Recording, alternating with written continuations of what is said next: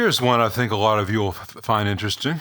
This is a Mojotone 5E8-A kit build, and the owner says output is weak. Please check build. Please set bias. So I hope that I have nothing but good things to say about this amp and that any work I have to do is minor, but I don't know what I will find when I remove this rear panel. Before I do, I want to point out one thing.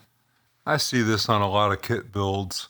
An actual Fender from 57, 58 would have had these switches mounted farther down. The bushings would be just barely above flush with the top of the nut. That's something I'll be glad to do for the owner. That's also something that he can or she can certainly do for themselves. So there'll be some categories of things I point out in this video that might be tips for a better looking or slightly better constructed build that aren't necessarily going to affect the way it performs. But when you have the switch like this, it's almost exposed. It's almost coming up above the level of the cabinet. And when you mount it farther down, that's a good 1/3 of an inch, maybe 1/2 an inch. And that gives the switches more protection in transit. You can see here that this one is just kind of above the level of the plane. Anyway, and hopefully that ground switch is not wired up. We'll see what we see inside. So there are going to be two levels of possible criticisms.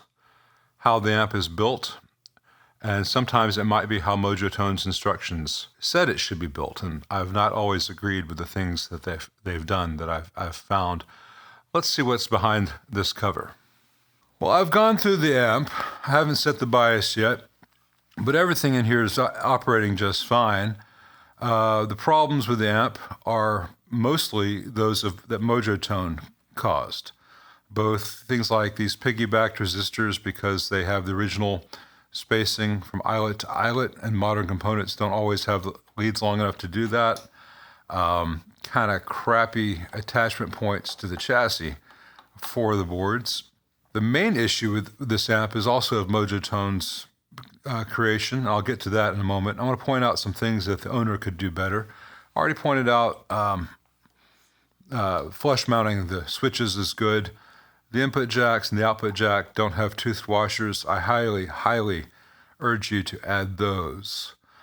You have a lot of extraneous wiring tucked underneath here from pot to pot. The shorter you can keep your distances, the better. It's not really negatively affecting things, but it's something to bear in mind. I'm speaking to the builder now. You've tried very hard to do things neatly, and I applaud you for it. If you have the cable length, rewire this so the neutral is always connected to the primary, and you move this wire from here to one side of this power switch, and then have it switch from here. So you're going to be fusing, then switching the hot, and leaving the neutral always connected. That would be much safer. And to code, Mojotone should not show and tell people to switch the neutral like that. But the main issue with this amp, and the reason you the owner, think this has lower output, is because they use audio taper volume pots. And this model of Fender back in the day would have had linear taper. It makes a huge difference. So right now, I have the volume on the treble channel at 10 out of 12. And that is halfway through the pot's taper, which means that's noon on an actual 5E8-3, and plenty of volume.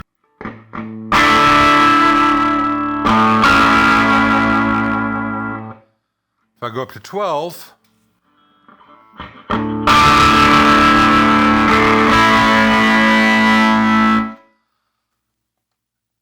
and at noon,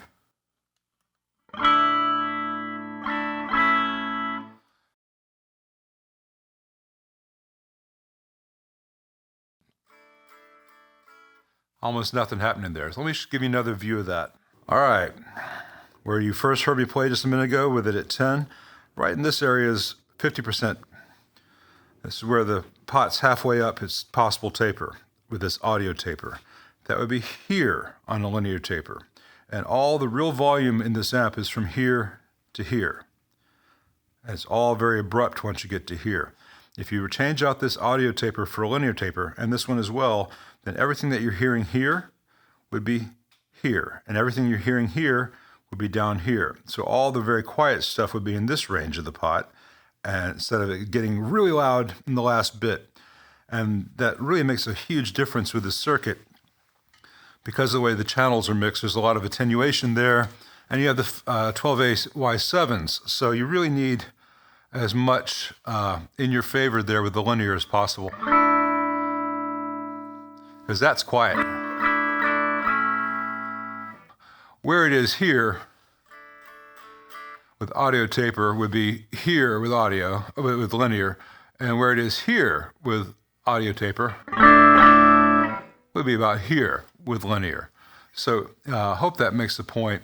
While you're doing that, your knobs aren't all the same distance from the chassis top. I would recommend that you get a consistent spacing on all of them. It's purely aesthetic, but if you're going to be building amps, try to get all those things right. But once you either set these really high, or preferably you change out these two pots for linear taper 1 megs, the amp will be great and behaving as it should. And again, that will happen down here with the correct volume taper. So I'm going to set the bias correctly, and I'm going to call you and let you see this video. And you did everything right. The big mistakes in this amp are mojotones.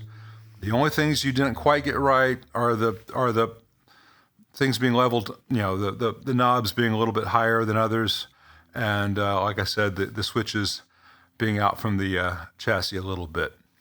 And that just takes a lot more experience doing this. Everything that you did, your wiring's very neat, your wiring's very good. I'm not nuts about that bus wire, and I think this amp has a slightly higher noise floor than it's possible to have. If you want me to redo the grounds and change out these pots for you, I'd be glad to.